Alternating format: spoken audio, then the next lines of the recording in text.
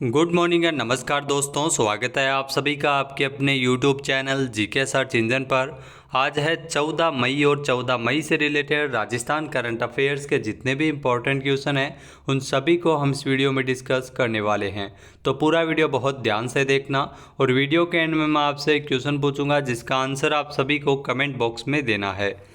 कल के वीडियो में मैंने आपसे क्वेश्चन पूछा था जो था राजस्थान की दूसरी मल्टी डिसिप्लिनरी रिसर्च यूनिट कहाँ खुलने जा रही है। तो राजस्थान के पाली में इसकी स्थापना की जाएगी। बी ऑप्शन यहाँ पर बिल्कुल सही था। जिन दोस्तों ने बी ऑप्शन कमेंट बॉक्स में सही जवाब दिया था उनको हार्दिक शुभकामनाएं। जी हाँ, मेडिकल के क्षेत्र में पाली को एक और अच्छी खबर मिली है। यहाँ प्रदेश की दूसरी मल्टी डिसिप्लिनरी रिसर्च यूनिट खुलने जा रही है। इसके बाद ब्लड की जांच से ही डिप्रेशन का यहाँ पर पता लगाया जा सकेगा। इसके लिए Indian council of medical research नई दिल्ली की ओर से कॉलेज को 5 करोड़ रुपये स्वीकृत किए गए हैं, जिसमें अलग से रिसर्च लैब और प्रोजेक्ट के लिए अलग से संसाधन भी उपलब्ध करवाए जाएंगे। तो चलिए स्टार्ट करते हैं आज के राजस्थान करंट अफेयर्स। पहला क्वेश्चन है, वन विभाग की ओर से प्रदेश में इको टूरिज्म को बढ़ावा देने के लिए कितने पर्यटन स्थलों को इको टूरिज्म डेस्टिनेशन के रूप में विकसित किया जाएगा। तो राजस्थान में कुल 110 इको टूरिज्म डेस्टिनेशन विकसित किए जाएंगे। ए ऑप्शन यहाँ पर बिल्कुल सही है। आइए जानते हैं इम्पोर्टेंट फैक्ट्स। तो वन विभाग की ओर से प्रदेश में इको टूरिज्म को बढ़ावा देने के लिए नित नए प्रयोग है वो किए जा रहे हैं। अब विभाग की ओर से प्रदेश के अलग अलग जिलों में संभावित 110 इको टूरिज्म डेस्टिनेशन की सूची तैयार की गई है, जिसमें सबसे ज़्यादा जयपुर और उदयपुर में 10-10 पर्यटन स्थलों को शामिल किया गया है। इसमें आने वाले समय में सरकार की ओर से इन्हें इको टूरिज्म डेस्टिनेशन के रूप में विकसित किया जाएगा। इसके लिए विभाग है वो अलग से बजट भी आवंटित करेगा। सूची में शामिल कई जगहों पर पहले से ही पर्यटन से जुड़ी एक्टिविटी जारी है। इसमें Bagdarah nature park, camp site, नाल सांडोल में जो, इसके अलावा जिप लाइन, वाटर बैलून जैसी एक्टिविटी वर्तमान में की जा रही है। नेक्स्ट क्वेश्चन है, हाल ही में जीएसआई की एक रिपोर्ट के अनुसार कम बारिश और ग्राउंड वाटर रिचार्ज नहीं होने से ज़मीन धंसने की घटना राजस्थान के किस ज़िले में हाल ही में हुई थी। तो ये जो आप तस्वीर में देख सकते हैं ये बीकानेर में इस प्रकार की घटना घटित हुई थी, सेजरासर में, यानी कि बी ऑप्शन यहाँ पर बिल्कुल सही है। आइए जानते हैं इम्पोर्टेंट फैक्ट्स। तो बीकानेर जिले के सेजरासर गांव की रोही में 15 अप्रैल को अचानक ज़मीन धंसने से बने 110 फीट गहरे और 200 फीट गड्ढे का 200 फीट व्यास का जो गड्ढा बन गया है, इसकी रिपोर्ट है वो हाल ही में जो जीएसआई भारतीय भूवैज्ञानिक सर्वेक्षण, जी हाँ, भारतीय भूवैज्ञानिक सर्वेक्षण के द्वारा ये इस ज़मीन को देखने के बाद में ज़मीन के धंसने का कारण बताया गया है और ये रिपोर्ट जारी की गई है, जिसमें अत्यधिक जल दोहन और कम बारिश से ग्राउंड वाटर रिचार्ज नहीं होना इसका रीज़न बताया है। इससे ज़मीन खोखली हो गई और मिट्टी है वो नीचे चली गई। नेक्स्ट है, लोक देवता बाबा रामदेव जी के ससुर और रानी नेतलदे का मायका अमरकोट पाकिस्तान में है, जो अब देश में पहली बार इसकी प्रतिकृति राजस्थान के किस ज़िले में बनाई जाएगी। जहां इसकी प्रतिकृति राजस्थान के बीकानेर में बनाई जाएगी, यानी कि बी ऑप्शन यहाँ पर बिल्कुल सही है। आइए जानते हैं इम्पोर्टेंट फैक्ट्स। तो राजस्थान में लोक देवता बाबा रामदेव जी के ससुराल, जो ससुर और रानी नेतलदे का मायका अमरकोट पाकिस्तान में है, और बाबा रामदेव जी के ससुर और रानी नेतलदे की जो सास की जो देश में पहली प्रतिकृति है वो बीकानेर जिले के कोलायत तहसील के सियाणा गांव में बनाई जाएगी। इस पर 8 करोड़ रुपये टोटल लागत आएगी और ये करीब 5 साल में बनकर तैयार हो जाएगा। रानी नेतलदे की मातृभूमि में लोक देवता बाबा रामदेव जी और रानी नेतलदे की प्रतिमाएं यहां पर स्थापित होगी। वहीं मंदिर परिसर में बाबा रामदेव जी और रानी नेतलदे से जुड़ी विभिन्न तस्वीरें भी बनाई जाएगी। तो अमरकोट पाकिस्तान में रामदेव जी का ससुराल है। अब इसके प्रतिकृति के रूप में इसे बीकानेर में, जी हाँ, बीकानेर के कोलाई तहसील के सियाणा गाँव में भी इसे बनाया जाएगा। नेक्स्ट है, हाल ही में विवेकानंद ग्लोबल यूनिवर्सिटी एवं सीटीपीएल के संयुक्त तत्वावधान में आरआईसी में मेगा जॉब फेयर का आयोजन है वो जयपुर में कब किया गया था।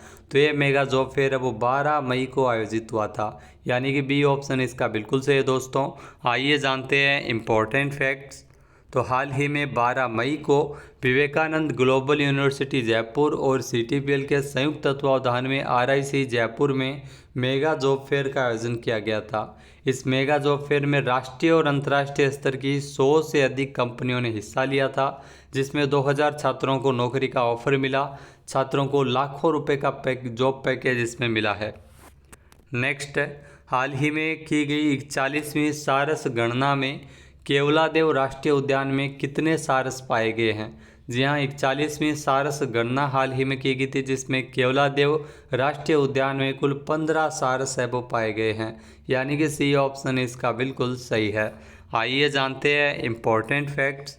तो वन विभाग और Keoladeo natural history society Bharatpur के द्वारा जो 41वीं सारस गणना में केवलादेव राष्ट्रीय उद्यान में 15 सारस पाए गए हैं, जबकि 40वीं सारस गणना में ये सारस की संख्या 12 थी। संपूर्ण भरतपुर जिले में कुल 143 सारस मिले हैं। इस बार सारस गणना के लिए जो भरतपुर जिले को 17 जोन में विभाजित किया गया था, जिसमें प्रत्येक टीम में 3 से 4 लोग शामिल थे, जिसमें 300 विद्यार्थियों को इसमें गणना करने हेतु शामिल किया गया था। इसके अलावा 2023 में भरतपुर में कुल 185 सारस थे, जो इस बार इसकी संख्या घटकर 143 हो गई है। नेक्स्ट क्वेश्चन है, कजाकिस्तान में आयोजित यूथ एशियन बॉक्सिंग चैंपियनशिप में राजस्थान में चूरू जिले की निशा गुलेरिया ने कौन सा मेडल जीता है। तो जो आप तस्वीर में देख सकते हैं, निशा गुलेरिया, इन्होंने जीता है इसमें गोल्ड मेडल। इनका संबंध है वो राजस्थान के चूरू से है। गोल्ड मेडल इन्होंने प्रतियोगिता में जीता है। सी ऑप्शन इसका बिल्कुल सही है। आइए जानते हैं इम्पोर्टेंट फैक्ट्स। तो कजाकिस्तान में आयोजित हुई यूथ एशियन बॉक्सिंग चैंपियनशिप में राजस्थान में चूरू जिले की निशा गुलेरिया ने गोल्ड मेडल जीता है। 27 अप्रैल से 8 मई तक कजाकिस्तान में एशियन मुक्केबाजी चैंपियनशिप की अंडर 22 आयु वर्ग की प्रतियोगिता का आयोजन किया गया था। इस प्रतियोगिता में अगर बात की जाए तो 52 किलोग्राम भार वर्ग में निशा गुलेरिया ने गोल्ड मेडल जीता है। इसमें सेक्टर 13 में स्थित जो भिवानी बॉक्सिंग क्लब की 4 महिला मुक्केबाजों ने 1 गोल्ड मेडल सहित 4 पदक जीते हैं। नेक्स्ट है, भारतीय सामाजिक विज्ञान अनुसंधान परिषद के साथ मिलकर बाल विवाह में फंसे बच्चों पर विश्व का पहला शोध किसके द्वारा किया गया है। जी हाँ, विश्व का जो पहला शोध है वो बाल विवाह में फंसे बच्चों पर यह शोध किया गया था डॉक्टर कृति भारती। इन्होंने कई बाल विवाह निरस्त करवाए हैं, रुकवाए भी हैं। सी ऑप्शन इसका बिल्कुल सही है। कृति भारती, ध्यान रखना, राजस्थान के जोधपुर की रहने वाली है। आइए जानते हैं इम्पोर्टेंट फैक्ट्स। तो जोधपुर की डॉक्टर कृति भारती ने भारतीय सामाजिक विज्ञान अनुसंधान परिषद के साथ मिलकर जो बाल विवाह में फंसे बच्चों पर विश्व का पहला शोध किया गया था, जिसमें कई महत्वपूर्ण इसमें ये रिपोर्ट जारी हुई है। अक्षय तृतीया के अवसर पर राजस्थान में कई बाल विवाह होते हैं, कई जगह पर बाल विवाह होते हैं। भारतीय सामाजिक विज्ञान अनुसंधान परिषद के जो पोस्ट डॉक्टरल रिसर्च में जयनारायण व्यास विश्वविद्यालय के मनोविज्ञान विभाग की ओर से किए गए शोध में खुलासा हुआ है। ये शोध फेलो एवं वर्ल्ड टॉप 10 एक्टिविटीस्ट, जो वर्ल्ड की जो टॉप 10 एक्टिविटीस्ट BBC हिंदी की 100 प्रेरणादायी महिलाओं की सूची में शामिल है डॉक्टर कृति भारती ने देश का पहला बाल विवाह निरस्त भी करवाया था और अब तक 51 बाल विवाह निरस्त ये करवा चुकी है। इसके अलावा 2000 से अधिक बाल विवाह इन्होंने रुकवाए हैं। शोध के लिए राजस्थान के विभिन्न हिस्सों में 100 बालकों और 100 बालिकाओं का चयन किया गया था और फिर बाल विवाह पर यह विश्व का पहला शोध है जो किया गया था डॉक्टर कृति भारती के द्वारा। नेक्स्ट है, वर्ष 2024 में पद्मश्री पुरस्कार से सम्मानित आगरा के वरिष्ठ होम्योपैथिक चिकित्सक डॉक्टर राधेश्याम पारिक का संबंध राजस्थान में कहाँ से है। तो ये जो आप तस्वीर में देख सकते हैं डॉक्टर राधेश्याम पारिक, ये राजस्थान के नवलगढ़ से है। जहाँ झुंझुनू में नवलगढ़ जिले से इनका संबंध है। ए ऑप्शन यहाँ पर बिल्कुल सही है। आइए जानते हैं इम्पोर्टेंट फैक्ट्स। तो हाल ही में पद्मश्री पुरस्कार से सम्मानित डॉक्टर राधेश्याम पारिक का संबंध है वो राजस्थान के झुंझुनू जिले के नवलगढ़ से है। अंतर्राष्ट्रीय ख्याति प्राप्त आगरा के वरिष्ठ होम्योपैथिक चिकित्सक है डॉक्टर राधेश्याम पारिक। डॉक्टर राधेश्याम पारिक को भारत सरकार के द्वारा देश के चौथे सबसे बड़े सम्मान पद्मश्री पुरस्कार से नवाजा है। डॉक्टर पारिक को यह सम्मान होम्योपैथी चिकित्सा पद्धति में उनके अमूल्य योगदान के लिए दिया गया है। पिछले 70 सालों से अधिक के समय से डॉक्टर राधेश्याम पारिक होम्योपैथी के क्षेत्र में सेवाएं दे रहे हैं और अब तक 23 लाख से ज़्यादा मरीजों का सफल इलाज भी इन्होंने किया है। नेक्स्ट क्वेश्चन है, हाल ही में किस कंपनी के सीएमडी को नई दिल्ली में आयोजित पुरस्कार समारोह में पीएसयू समर्पण पुरस्कार मिला है? तो ये जो आप तस्वीर में देख सकते हैं पीएसयू समर्पण पुरस्कार, ये पुरस्कार दिया गया हिंदुस्तान शिपयार्ड लिमिटेड को, यानी कि सी ऑप्शन इसका बिल्कुल सही है। आइए जानते हैं इम्पोर्टेंट फैक्ट्स। तो हिंदुस्तान शिपयार्ड लिमिटेड के सीएमडी को पीएसयू समर्पण पुरस्कार मिला है। एचएसएल हिंदुस्तान शिपयार्ड लिमिटेड के सीएमडी हेमंत खत्री को नई दिल्ली में आयोजित समारोह के दौरान गो कनेक्ट द्वारा प्रतिष्ठित पीएसयू समर्पण पुरस्कार से नवाजा है। पीएसयू समर्पण पुरस्कार देश की प्रगति में सार्वजनिक क्षेत्र के उपक्रमों के महत्वपूर्ण योगदान को स्वीकार करता है।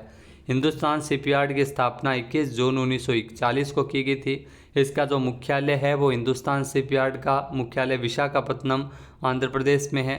राष्ट्रीयकरण किया गया था 1961 में। नेक्स्ट क्वेश्चन है, हाल ही में संयुक्त राष्ट्र ने किस दिवस को विश्व फुटबॉल दिवस के रूप में घोषित किया है? तो संयुक्त राष्ट्र के द्वारा 25 मई को जो विश्व फुटबॉल दिवस के रूप में घोषित किया गया है, यानी कि बी ऑप्शन यहाँ पर बिल्कुल सही है। आइए जानते हैं इम्पोर्टेंट फैक्ट्स। तो हाल ही में संयुक्त राष्ट्र के द्वारा 25 मई को विश्व फुटबॉल दिवस के रूप में घोषित किया है। संयुक्त राष्ट्र महासभा ने 25 मई को विश्व फुटबॉल दिवस के रूप में घोषित किया, जो 1924 के पेरिस ओलंपिक में जो पहले अंतर्राष्ट्रीय फुटबॉल टूर्नामेंट के बाद खेल की वैश्विक प्रभाव और इनके शताब्दी वर्ष के जश्न को दर्शाता है। लीबिया के संयुक्त राष्ट्र राजदूत ताहिर अल सोनी ने तो विधानसभा में इसका जो प्रस्ताव है वो पेश किया था। जी हाँ, संयुक्त राष्ट्र के द्वारा ये प्रस्ताव पेश करते हुए 25 मई को विश्व फुटबॉल दिवस के तौर पर स्वीकार किया गया है। फीफा की स्थापना 21 मई 1904 को हुई थी और इसको जो स्थापित किया गया था पेरिस में। अब बात करते हैं आज के हमारे क्विज के, जिसका आंसर आप सभी को कमेंट बॉक्स में देना है। तो आज का क्विज है, हाल ही में सूर्य नगरी जोधपुर का 12 मई को कौन सा स्थापना दिवस मनाया गया था? एक बार फिर से सुनिएगा, सूर्य नगरी जोधपुर का 12 मई को कौन सा स्थापना दिवस मनाया गया था? सही आंसर आपको कमेंट बॉक्स में देना है। और अगर ये वीडियो आपको पसंद आए तो इसे लाइक और शेयर करना बिल्कुल न भूलिएगा। चैनल पे नए जुड़े हो, सब्सक्राइब नहीं किया है तो अभी सब्सक्राइब बटन पर क्लिक करें। इस वीडियो की जो PDF फाइल है वो आप वीडियो की डिस्क्रिप्शन बॉक्स से डाउनलोड कर सकते हैं और इस क्वेश्चन का आंसर आप वोट करके भी कर सकते हैं। वीडियो देखने के लिए धन्यवाद। जय हिंद, जय भारत, जय राजस्थान।